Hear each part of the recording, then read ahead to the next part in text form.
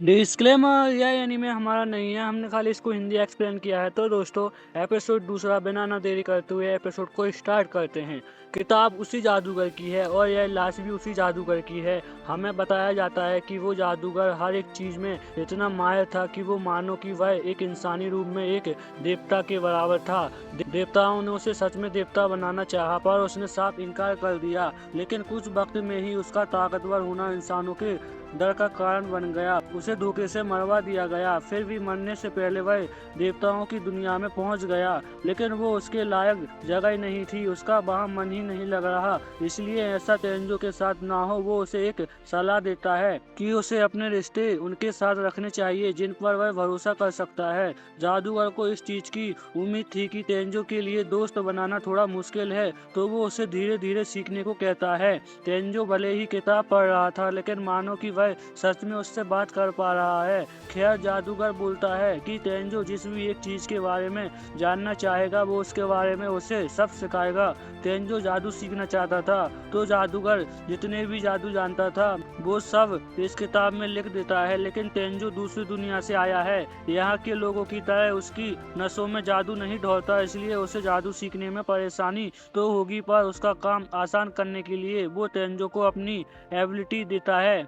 इसके बाद वह लोग घर वापस आ जाते हैं और जादू को सीखने की कोशिश करते हैं। तेंजो अपने अंदर बहते जादू को महसूस कर पा रहा था। जादू को यूज करने के लिए उसके बारे में सोचना ही काफी है, यहाँ तक कि जादूगर अपनी मर्जी से अपने जादू को नाम भी दे सकता है। तेंजो सबसे पहले वाटर बॉल के बारे में सोचता है और वह वाटर बॉल को क्रिएट भी कर पाता है। नाइट भी यह करने में कामयाब हो गया था। वो दोनों एक पेड़ पर निशाना लगाते हैं, जो कि इतना ताकतवर हमला बन गया था कि कई पेड़ वहां गिर जाते हैं। इधर ओवन ने भी किंग को तेंजो के बारे में बता दिया था, और गलती से वह यह भी बता देता है कि लेक्सिया ने तेंजो को शादी का प्रपोज दिया है। जो सुन किंग को तेंजो पर गुस्सा आ रहा था, वो वहां तबाही मचाने लगते हैं। और यहाँ तेंजो भी अपनी क्लास में जादू के बारे में ही सोच रहा था। तभी हमें पता चलता है कि आप कैंप स्टडी के लिए उनका पूरा स्कूल बाहर जाने वाला है, जहां वो नेचर के बीच 2 दिन 1 रात गुजारेंगे। इसके लिए क्लास के 4 ग्रुप में बांटा जाता है। तेंजो के ग्रुप में कायदे, अकीरा और उसकी ही क्लास की ट्रीन थी, पर एक प्रॉब्लम भी थी। तेंजो आज तक किसी ट्रिप पर नहीं गया, तो उसके पास ले जाने का कोई भी बड़ा बैग नहीं है। तो कायदे उसे भी सभी दोस्तों के साथ शॉपिंग पर ले आती है। उन्हें कावरी को भी बुलाया था। रियो और सिंगो तो हैरान थे कि उनके साथ चेयरमैन की बेटी कावरी तेंजो की दोस्त है। कावरी उन्हें उनके साथ फ्री फ्रेंड्स की तरह ही रहने को कहती है। वैसे अकीरा भी उनके साथ आने वाला था, लेकिन वो आ नहीं पाया क्योंकि वो कोई जरूरी काम में फंस गया था। खैर, वो मॉल में आने के बाद तेंजो के लिए कोई बैग चुनने लगते हैं। कावरी उन्हें एक बैग दिखाती है। कावरी की पसंद सबको बहुत पसंद आती है और वो तेंजो पर भी अच्छा लग रहा था, इसलिए वो भी उसे खरीदने का फैसला कर लेता है। अब जब काम के लिए वो लोग आए थे, वो पूरा काम हो चुका था, इसलिए वो सब गेम जोन आ जाते हैं, जहाँ सिंगो की नजर उसके favourite female character action figure पर जाती है। ये फिगर तो उसे कब से चाहिए था, लेकिन उसे खरीदा नहीं जा सकता, सिर्फ इस गेम में जीता जा सकता है। लेकिन वो तो इस गेम में एकदम फिसड्डी था। तेंजो इस गेम को ट्राई करता है। वो अपनी स्किल का यूज करके उस फिगर का वीक पॉइंट ढूंढता है और उससे आसानी से जीत लेता है। यह देखकर कायदे उसे अपने साथ ले जाती है। उसे वह ब्लैक कैट सॉफ्ट टाई चाहिए था, जो उसके लिए उसे भी जिता देता है। अब ऐसे ही वो सबके लिए उनकी पसंदीदा चीज जीत कर दे देता है। तेंजो को भी खुशी हो रही थी, क्योंकि वो कुछ लोगों की खुशी का कारण बन रहा है। इसके बाद रियो सबको 7th फ्लोर के कैफे में चलने की एडवाइस देता है, पर लड़कियों को अभी शॉपिंग के लिए 80 फ्लोर के गर्ल्स सेक्शन में जाना था, इसलिए वो उन्हें कैफे में उनका वेट करने को कहती है। जिसके बाद वो लोग अलग अलग हो जाते हैं। यहाँ कैफे में रियो तेंजो और अपने लिए ब्लैक कॉफी ऑर्डर करता है, जो कि कड़वी होने की वजह से तेंजो से पी नहीं जाती। सिंगो को पहले ही इस चीज का एहसास था, इसलिए वो कोल्ड ड्रिंक्स लेकर अपना अलग हो गया था। रियो उनको बच्चा कहकर उनका मजाक उड़ा रहा था, लेकिन जब वह भी एक सिप लेता है तो उसे भी इतनी कड़वी कॉफी पी नहीं जाती। वह अपनी कॉफी को पूरे तरह शुगर क्यूब से भर लेता है। तेंजो को आज एहसास हुआ कि दोस्तों के साथ कॉफी पीने में कितना मजा आता है। तभी अचानक मॉल की इमरजेंसी बेल बजने लगती है। हमें पता चलता है है कि लिफ्ट की तार छिली होने की वजह से मॉल के 10वें फ्लोर तक आग फैल जाती है, यानी लड़कियों की जान खतरे में है। एक आदमी सभी को बिल्डिंग से बाहर निकलवा रहा था। तेंजो उसी आदमी से लड़कियों के बारे में पूछता है, तभी रियो का कायदे का कॉल आता है और उन्हें पता चलता है कि वह लोग अभी भी 30 फ्लोर पर फंसे हुए हैं, यानी उन तीनों की जान खतरे में है। तेंजो बिना न सोचे ऊपर की ओर भागने लगता है। रियो और सिंगो भी ऊपर जाना चाहते थे, लेकिन उन्हें जाने नहीं दिया जाता। 10वें फ्लोर पूरी तरह से आग की लपटों में घिरी हुई थी। आग को छोड़ो, यहाँ की गर्मी सहन करना नामुमकिन था। तेंजो मैजिक का यूज करता है और अपनी पूरी बॉडी को वाटर और एयर से कवर कर लेता है और आग की लपटों को पार करते हुए 30 फ्लोर तक पहुँच जाता है। वहाँ तीनों लड़कियां बेहोश पड़ी हुई थी। केवल कावरी ही कुछ देर के लिए होश में थी, जो तेंजो की हल्की सी झलक दिख रही थी। इसके बाद वो भी बेहोश होकर गिरने वाली थी, पर उससे पहले तेंजो उसे पकड़ लेता है और तीनों लड़कियों को भी पानी के कवच से कवर कर लेता है। पर इन्हें वापस ले जाना आसान नहीं था। वो लोग चारों ओर से आग की लपटों से घिरे हुए थे। तेंजो अपनी मैजिक की लिमिट भी नहीं जानता, ना जाने कब उसका जादू खत्म हो जाए। पूरी बिल्डिंग अब ढहलने लगती है। बाहर जाने का रास्ता भी बंद हो चुका था। उसी वक्त कावरी को दिया उसका गिफ्ट भी आग की लपटों में गिर जाता है। अब बस तेंजो के पास सिर्फ एक ही रास्ता था कि अब उसे रास्ता बनाना होगा। बाहर से मदद मिलने का कोई भी उम्मीद नहीं है। कोई भी बिल्डिंग के अंदर जाने की हिम्मत नहीं कर पा रहा। तभी हम देखते हैं कि सभी फ्लोर्स को चीरते हुए तेंजो नीचे आ रहा था। धुआं हटने के बाद सब देखते हैं कि यह तो तेंजो है जिसने तीनों लड़कियों की जान बचा ली है, और पर जो उसने अपनी जान खतरे में डाली थी। लोग उससे भी बहुत गुस्सा थे और तेंजो भी उन्हें एक्सप्लेन नहीं कर सकता था कि आखिर उसने यह सब कैसे किया। कावरी के पापा भी वहां पहुंच चुके थे और वो तेंजो को फिर से थैंक्स कहते हैं उनकी बेटी की फिर से जान बचाने के लिए। फिर तेंजो ने कावरी को गिफ्ट दिया था, उसने उसे वापस दिया था और अब वो कावरी को उसे वापस दे देता है, जिसको देख उसे बहुत खुशी होती है। लेकिन उन सबके बाद बहुत डरी हुई थी, इसलिए वो अपने पापा के गले लगकर रो रही थी। तेंजो को जलन हो रही थी क्योंकि उसके पास ऐसा परिवार नहीं है। अब उसके पास नाइट है जो घर पे उसका घर आने का इंतजार करता है। खैर, अब तेंजो मैजिक को इतना तो यूज करना सीख चुका है कि वो थोड़ा सा फोकस करके टेलीपोर्ट वॉल को ओपन कर लेता है, और इसे करते वक्त ध्यान देना पड़ेगा, यह जादू उसे गलत जगह भी पहुंचा सकता है। वैसे आज वो दोनों फिर से फॉरेस्ट एक्सप्लोर कर रहे हैं, जहां उन्हें कई मॉन्स्टर्स को मार भी दिया है, जिसके बाद उन्हें कई अच्छे रिवॉर्ड्स भी इकट्ठा किए हैं। लेकिन अब उन्हें वापस जाना होगा। तेंजो को अपनी ट्रिप की तैयारी करनी है। दोस्तों, नाइट दुखी हो जाता है। तभी अचानक नाइट जंगल के अंदर भागने लगता है। तेंजो उसका पीछा करते हुए एक जगह पहुंच जाता है जहां नाइट उसे इशारों में इनविजिबल होने को कहता है। वहाँ एक घायल लड़की थी जो कई गॉब्लिन से घिरी हुई थी। तेंजो उसे बचाने जा रहा था, पर नाइट उसे जाने नहीं देता। हम देखते हैं कि वो लड़की कुछ अनोखे धागों से उनका सामना कर रही थी, लेकिन वह संख्या में बहुत ज्यादा थे और ऊपर से वो लड़की पहले से भी बहुत घायल थी। अब इससे पहले गॉब्लिन जनरल उसे मार देता, उससे पहले तेंजो और नाइट उसे खत्म कर देते हैं, पर उनकी संख्या अब तक खत्म नहीं हुई थी। तेंजो को अपने आइटम बॉक्स से एक खास तरह का वेपन मिलता है जो अभी गॉब्लिन्स को एक बार में खत्म कर देता है। अब तेंजो इस घायल लड़की को इलाज के लिए घर ले जाने की सोच रहा था, जिस पर नाइट ना जाने क्यों घुराने लगता है। तभी उस लड़की को भी होश आ गया था। वो अपने आप को तेंजो को गोद से पकड़कर फड़फड़ाने लगती है, जिस कारण वो गिरकर खुद को चोट मार देती है। तेंजो उसे हर्बल जूस देता है, जिसको पीने से उसके सारे घाव भर जाएंगे। वो लड़कियां तेंजो पे शक तो करती है, लेकिन उसकी मासूमियत देखकर वो उसे पी लेती है, जिसके बाद उसके सारे घाव भर जाते हैं। नाइट भी अभी उस लड़की को देख घुरा रहा था। इस लड़की का नाम लूना है और वो बताती है कि वो यहाँ इस खतरनाक जंगल में ट्रेनिंग के लिए आई है, लेकिन गॉब्लिन्स के झुंड ने उस पर हमला कर दिया था। तेंजो भी उसे बताता है कि वो भी यहाँ नाइट के साथ ट्रेनिंग करने आया था, जो सुन वो लड़की हैरान हो जाती है। तभी वह बात को बदलती है और तेंजो से इस चीज के लिए माफी मांगती है कि उसे उसको इस हालत में यहाँ लाना पड़ा, जबकि वह पूरी तरह पसीने से भीगी हुई थी। उसे अपने आप को साफ करने की जरूरत है। वो इस हालत में अपने गांव वापस नहीं जा सकती। तेंजो कहता है कि वो उसके नहाने का इंतजाम कर सकता है और वो उसे अपना पोर्टल अप बाथ हाउस दे देता है। लूना ने इससे पहले कभी कोई ऐसी चीज नहीं देखी थी, तो तेंजो से बताता है कि उसे यह क्रिस्टल डेयर को हराने से मिला है। लूना को यकीन नहीं होता कि तेंजो इतना ताकतवर है। हमें पता चलता है कि लूना असल में यहाँ इस जंगल जंगल में किसी कस्टमर की रिस्पेक्ट पर आई है। तभी वहाँ कुछ सोचकर तेंजो के साथ इस जंगल में ट्रेनिंग करने की बात करती है। उसे अपने आप को किसी चीज के लिए तैयार करना है जिसके लिए उसे तेंजो के एक्सपीरियंस की जरूरत है। तेंजो भी मान जाता है, वरना यह लड़की अकेले ही इस खतरनाक जंगल में ट्रेनिंग करती रहेगी और उसे उसकी चिंता रही रहेगी। तेंजो का यहाँ सुन वो इतनी खुश हो जाती है कि वो पर्दे से बाहर निकलने लगती है। वो उसे अंदर जाने को कहता है, लेकिन लूना का मानना था कि अब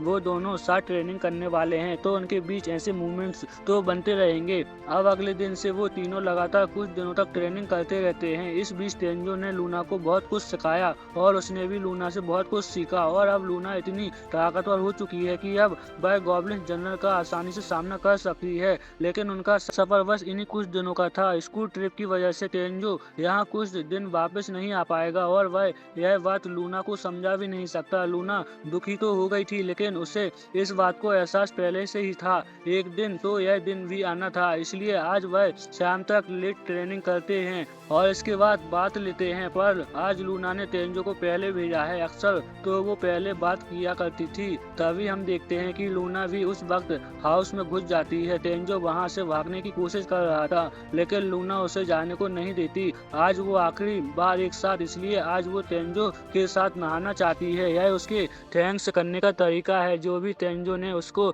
सिखाया है वो उसके लिए उसकी शुक्रगुजार है। उसके साथ बिताए ये कुछ दिन लूना के लिए बहुत खास है। वो तेंजो की पीठ का मसाज करने वाली थी, लेकिन उसका टॉवल नीचे गिर जाता है जिसका उसे एहसास भी नहीं हुआ था। तेंजो उसे बताता है, जिसके बाद वह शर्मा जाती है। वो उन्हें उनकी आंखें बंद करने को कहती है। इसके बाद हम सीधा तेंजो के बस में दिखाया जाता है, जहां वो लोग अर्थ गेम में तेंजो लगातार 5 बार जीत चुका था। ऐसे शायद उसके लक पॉइंट ज्यादा होने की वजह से हो रहा होगा। खैर, तेंजो कल पूरी रात ठीक से सो नहीं पाया था, इसलिए वह बस में ही छोटी सी नींद लेने की सोचता है। वैसे कल रात जो उनके साथ हुआ था, क्या उसके पीछे उसका लक पॉइंट्स का कारण था? अब डिसीजन तक पहुंचने के बाद तेंजो के क्लासमेट उसे उठा देते हैं। उनकी स्टडी ट्रिप के लिए बहुत बड़ी बिल्डिंग चूज की गई थी। उसके पीछे बहुत बड़ा जंगल है। इन्हें इस स्टडी ट्रिप में यहाँ 2 दिन 1 रात रुकना होगा, जिसमें उन्हें अपने खाने का इंतजाम खुद करना होगा।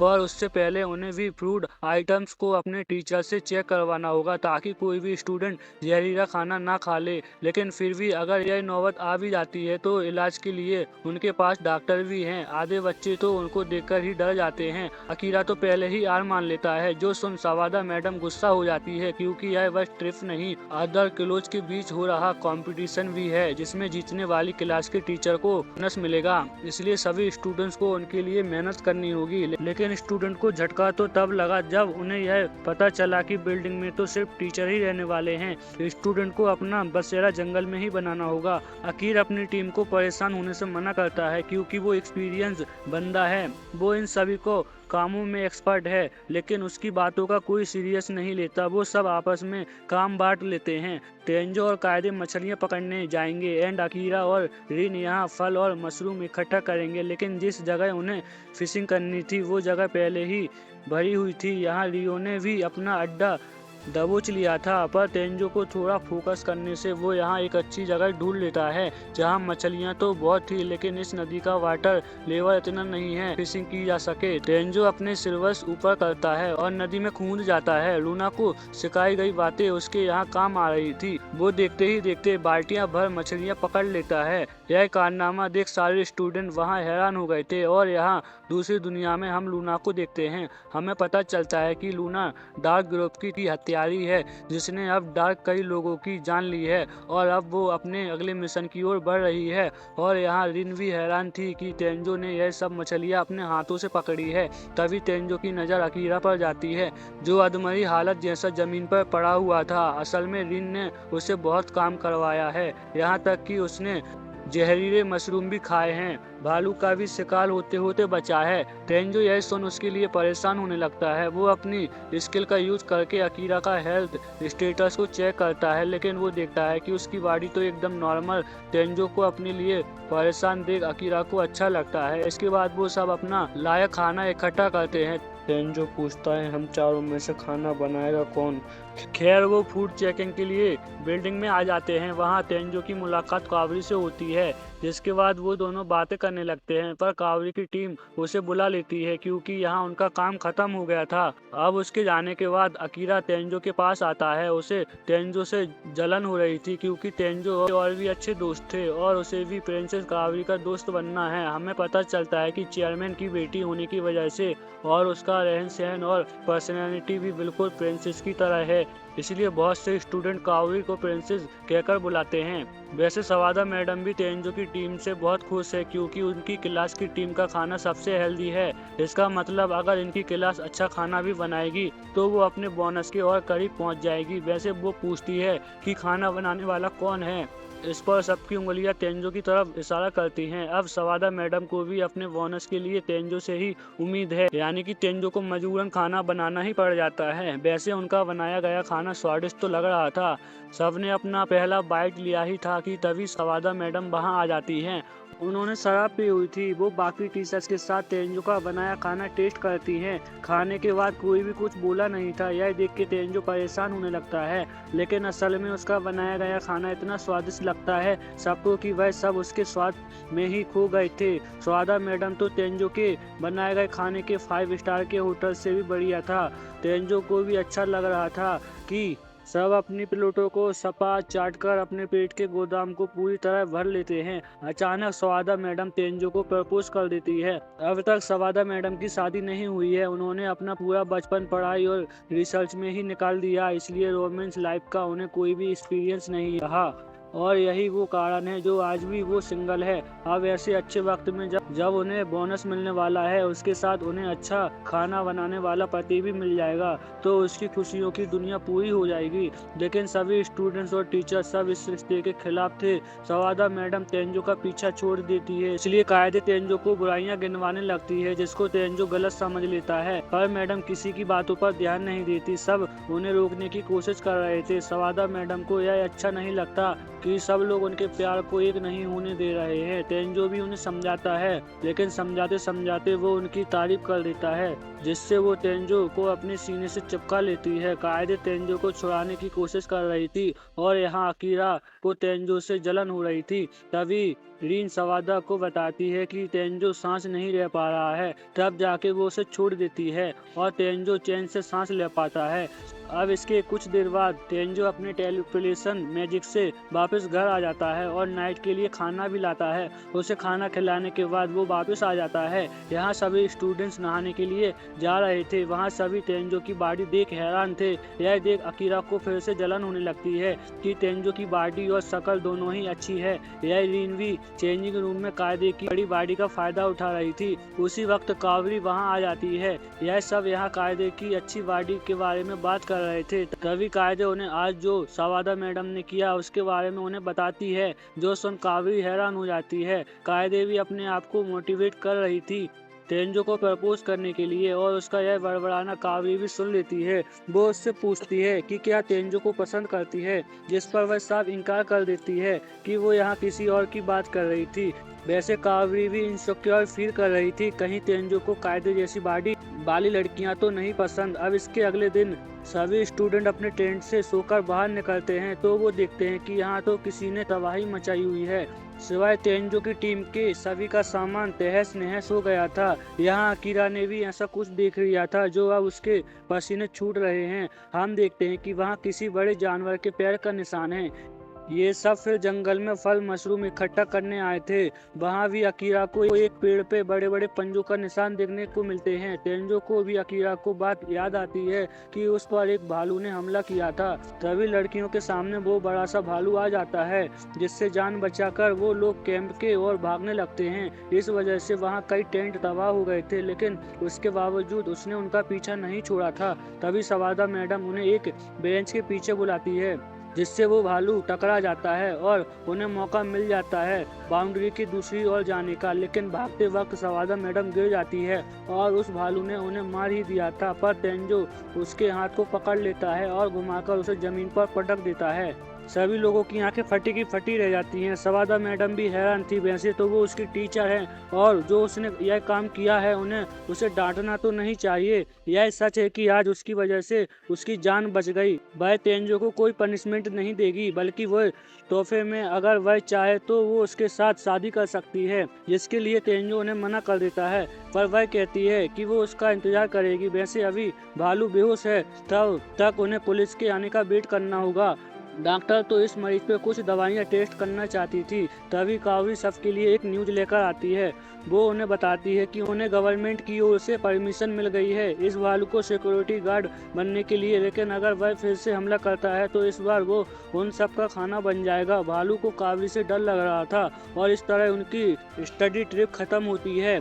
और यही वो दिन है जब तेंजो किंग से मिलने जाने वाला है, इसलिए वो ओवन और इसके सिपाहियों के लिए थोड़ा रास्ता साफ कर रहा है। इस बीच हम एक खरगोश को देखते हैं जो तेंजो पे नजर रख रहा था। तेंजो को उस मॉन्स्टर को मारने से एक मुखौटा मिलता है जिसको वह पहन लेता है। तभी राजमहल से लोग भी वहां आ गए थे। शुरुआत में उन्हें तेंजो के मुखौटों पे पहचानना नहीं आता था, पर लक्ष्या को तेंजो का मुखौटा बहुत पसंद आता है। खैर तेंजो उनके साथ चलने को राजी हो गया था, इसलिए वह तेंजो को ग्रीट करके उसे अपने साथ ले जाने वाले थे, पर तभी नाइट लक्ष्या पे हमला कर देता है। तो दोस्तों यहाँ से होता है हमारा एपिसोड खत्म। अगर आपको मेरा एक्सप्लेन अच्छा लगा है तो प्लीज लाइक करें, सब्सक्राइब करें। मिलते हैं नेक्स्ट वीडियो में, तब तक के लिए बाय बाय।